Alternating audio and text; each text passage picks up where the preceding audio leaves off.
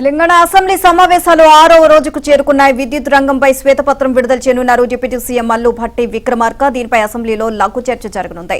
నిన్న అప్పులు ఆస్తులపై ప్రభుత్వం శ్వేతపత్రం విడుదల చేసింది. దీనిపై అధికార విపక్షాల మధ్య తీవ్ర వాగ్వాదం చోటు చేసుకుంది. విమర్శలు ప్రతి విమర్శలతో సభ హోరెత్తిపోయింది. రైట్, ఇదే విషయానికి సంబంధించి మరింత సమాచారాన్ని మా కరెస్పాండెంట్ సిద్ధార్థ్ లైవ్ లో అందిస్తారు. సిద్ధార్థ్, ఈరోజు సభకు సంబంధించి అప్డేట్స్ ఏంటి?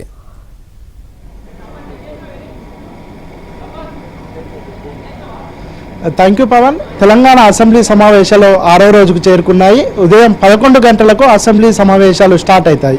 ఇక నిన్న జరిగినటువంటి అసెంబ్లీ సమావేశాల్లో రాష్ట్రానికి సంబంధించినటువంటి ఆర్థిక పరిస్థితి మీద ప్రభుత్వం ఒక శ్వేతపత్రం విడుదల చేసింది.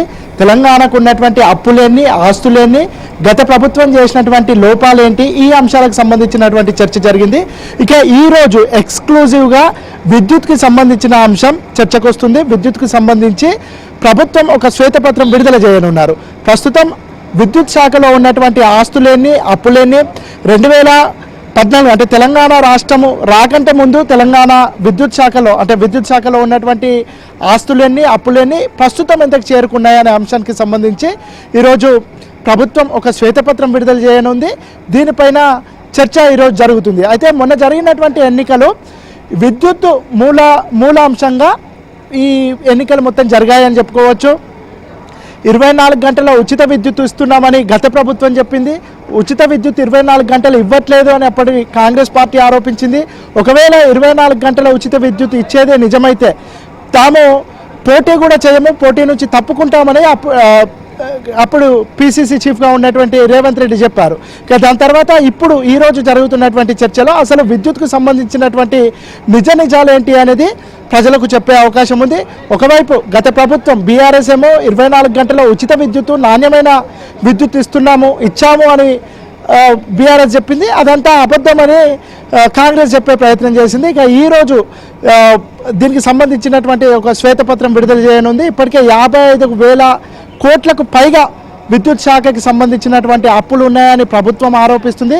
దీనికి సంబంధించి ప్రభుత్వం ఏర్పాటైన మొదటి రోజు నుంచి విద్యుత్కి సంబంధించినటువంటి ఉన్నతాధికారులతోని, అక్కడ ఉన్నటువంటి అధికారులతోని సమీక్షలు చేసింది. దాని నుంచి ఇన్పుట్స్ తీసుకుంది, దాని నుంచి శ్వేతపత్రాన్ని రెడీ చేసింది. అయితే నిన్నటి నుంచి వీళ్ళు శ్వేతపత్రం ద్వారా గతంలో జరిగినటువంటి అప్పులు, ఆస్తులు, ప్రభుత్వ లోపాలను ఎత్తిపడుతున్నటువంటి సిచ్యువేషన్ ఉంది.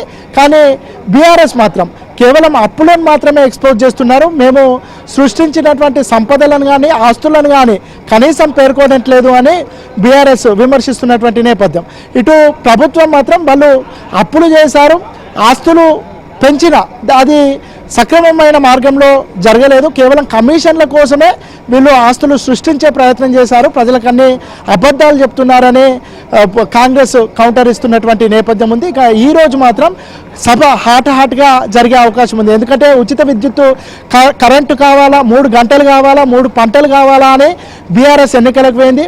కాంగ్రెస్ మాత్రం ఉచిత విద్యుత్కు సంబంధించిన పేటెంట్ మాదే, ఉచిత విద్యుత్తును రాష్ట్రంలో ఇంట్రడ్యూస్ చేసింది మేమే, 24 గంటల ఉచిత విద్యుత్కు కట్టుబడి ఉన్నాం, మా మేనిఫెస్టోలో కూడా పెడుతున్నామని కాంగ్రెస్ పార్టీ చెప్పుకుంటూ వచ్చింది. ఇక దీనికి సంబంధించి గతంలో నాణ్యమైన విద్యుత్తు ఇవ్వలేదని వాళ్ళు పలు సందర్భంలో దానికి సంబంధించి ఎక్స్పోజ్ చేశారు. ఇక దాంతోపాటు రాష్ట్రంలో ఉన్నటువంటి ఏ సబ్స్టేషన్కు అయినా వాళ్ళ లాగ్ బుక్లలో ఉచిత 24 గంటల విద్యుత్తు ఇస్తున్నామని నిరూపిస్తే కాంగ్రెస్ పార్టీ బీఆర్ఎస్ చెప్పినటువంటి దేనికైనా మేము సిద్ధంగా ఉన్నాం, అవసరమైతే మేము పోటీ నుంచి తప్పుకోవడానికి కూడా సిద్ధంగా ఉన్నామని కౌంటర్ చేస్తూ వచ్చినటువంటి నేపథ్యం. ఇక ఈరోజు జరిగినటువంటి విషయాలేంటి, ముఖ్యంగా తెలంగాణ వచ్చినప్పటి నుంచి ఈ 10 సంవత్సరాలలో ఉచిత విద్యుత్ ఇస్తున్నామని చెప్పినటువంటి బీఆర్ఎస్ ఉచిత విద్యుత్ ఇచ్చిందా, ఎన్ని గంటలు ఇచ్చింది, నాణ్యమైన విద్యుత్ ఇచ్చిందా అనే అంశానికి సంబంధించి వాళ్ళ శ్వేతపత్రంలో ఈ విషయాలన్నింటినీ ఎక్స్పోజ్ చేసే అవకాశం ఉంది. ఇక దాంతోపాటుగా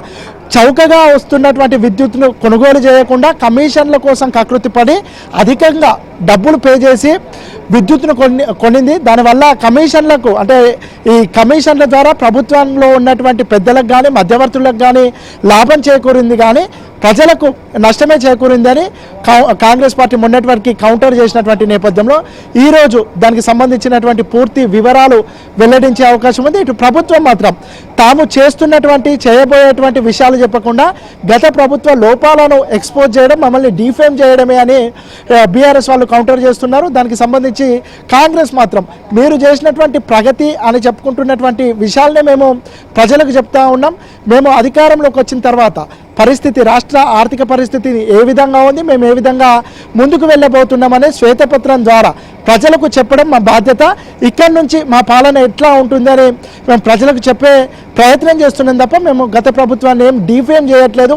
గత ప్రభుత్వం గొప్పగా చెప్పుకున్నటువంటి విషయాలను మాత్రమే మేము ప్రజలకు మరోసారి తెలియజేస్తున్నామని కాంగ్రెస్ చెప్తున్నటువంటి నేపథ్యం. సో మొత్తానికైతే ఈ శ్వేతపత్రాల విషయంలో గత ప్రభుత్వ లోపాలను ఎక్స్పోజ్ చేయాలని కాంగ్రెస్ భావిస్తూ ఉంది.